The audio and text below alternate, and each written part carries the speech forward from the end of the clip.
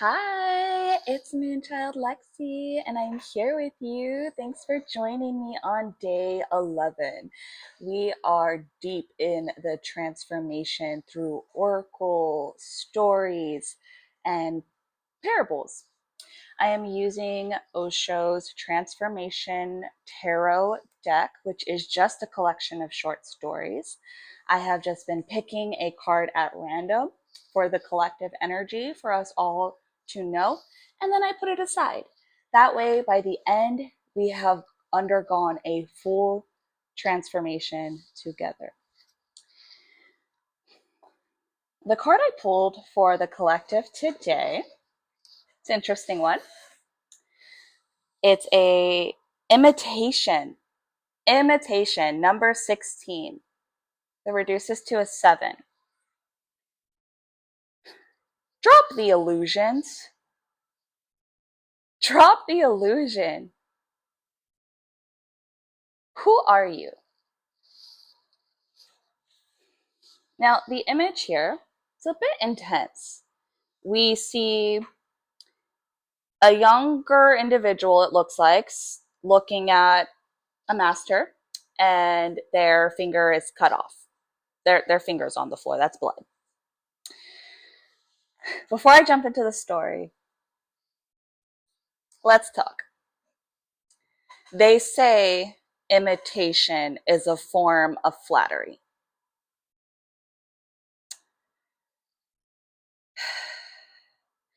In our world right now,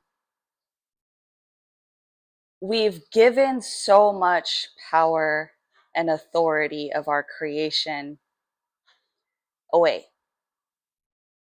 And imitation is a quick way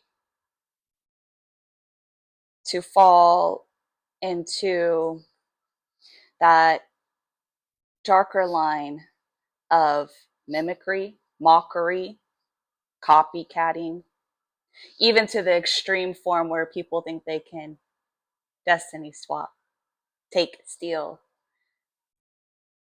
If I copy enough, then I become that.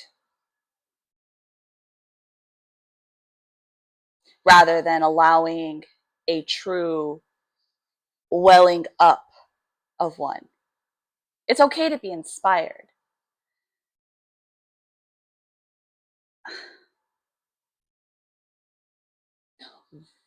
Are we not just vessels? And is not everything just borrowed and built upon and reshaped and reformed?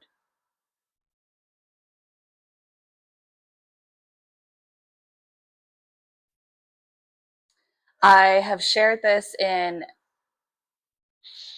another reading, but I want to share it here.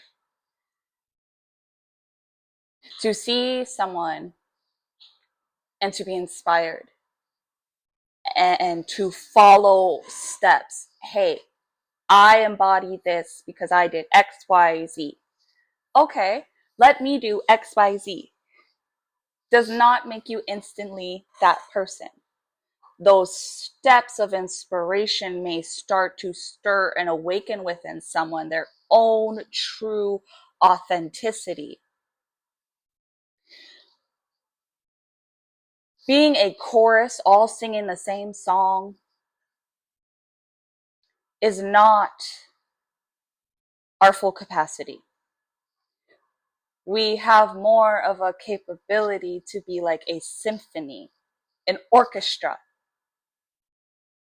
not just a bunch of archetypes all singing the same song and we don't even know what we're singing, but we're just singing the song. Not a choir that may be singing a chorus that is untrue. But let us get the band together, because when I make music and you make music, we may both be flute players, but the way I toot my sound may be different than the one right next to me.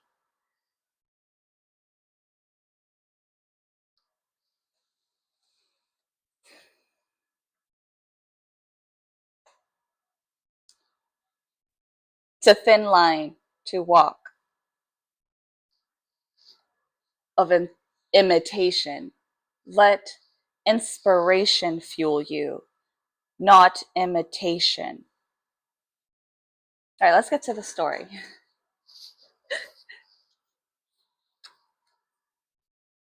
Be true to yourself, because your own truth can lead you to the ultimate truth.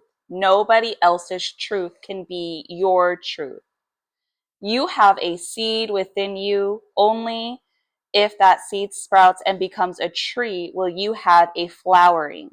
Then you will have an ecstasy, a benediction. But if you are following others, that seed will remain dead.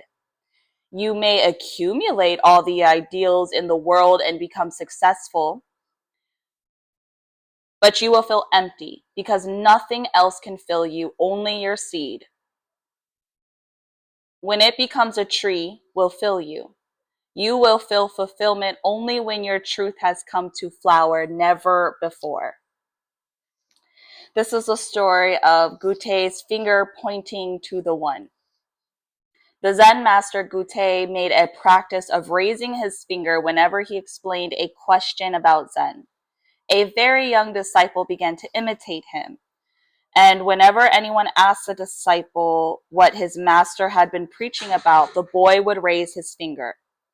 Gutai got to hear about this, and when he came upon the boy as he was doing it one day, he seized the boy, whipped out a knife, and cut off his finger and threw it away. And the boy ran off howling. Gute shouted, "Stop!"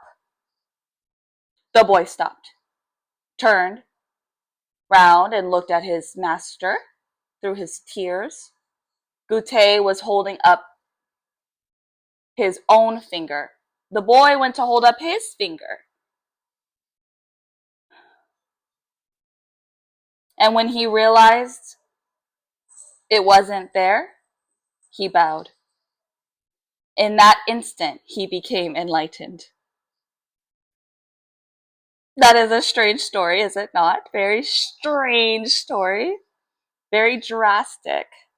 And there's a possibility that we will misunderstand it. Because the most difficult thing to understand in life is the behavior of an enlightened person. Masters never do anything unnecessarily, not even raising a finger. Gute didn't always raise a finger, only when he explained a question about Zen. Why?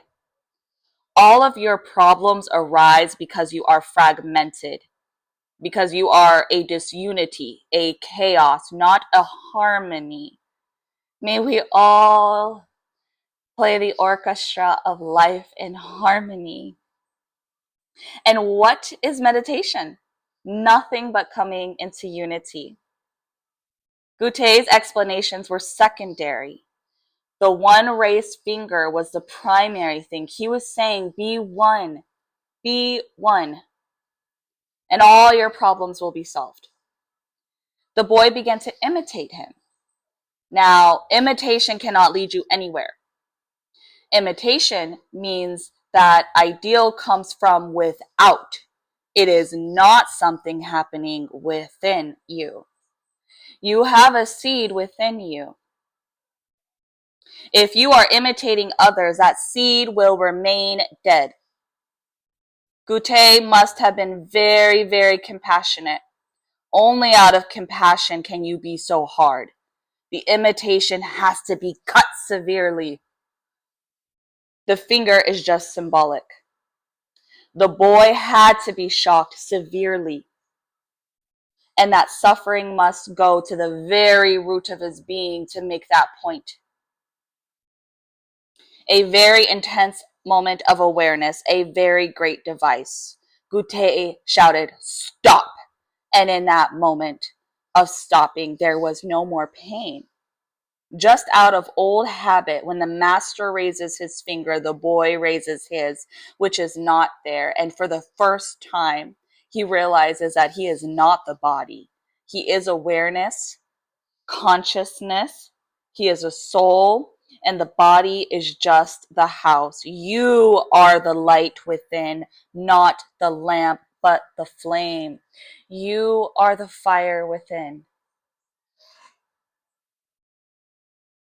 Be inspired,